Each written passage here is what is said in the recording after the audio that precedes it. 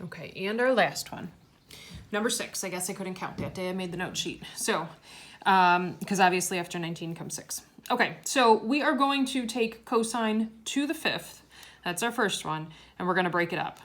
A couple of reasons. One, I see over here, I just need one cosine. So that's telling me, obviously, I'm going to break that up so at least I have cosine by itself. Okay, and then the other reason is so that maybe I can do some sort of a substitution because I see that no cosines exist here. Sine squared, you're cool. All right, so we're going to leave sine squared by itself.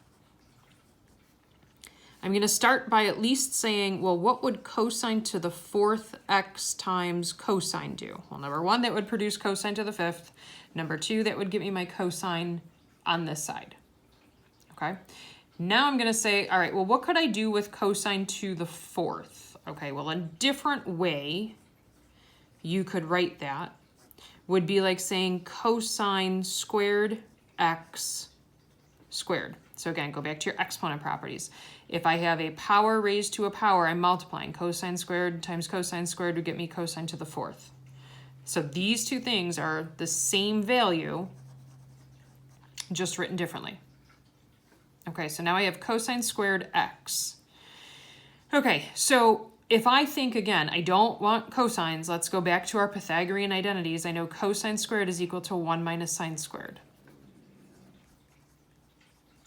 So over here I have 1 minus sine squared, keep in mind it's squared on the outside, times cosine of x. Okay, so this squaring this is like that whole foiling thing. So if I were to FOIL this, all right, so it would be like 2 of these terms. First times first, it would be 1. My outside terms would get me negative sine squared. My inside terms would get me negative sine squared. So that's like a negative 2 sine squared x.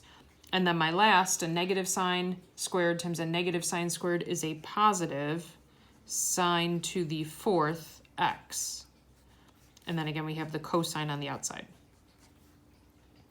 And I get one last step, distribute through. So sine squared times 1, you get sine squared x.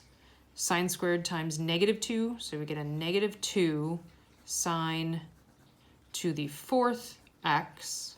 Sine squared times sine to the 4th, when you multiply variables, you add exponents.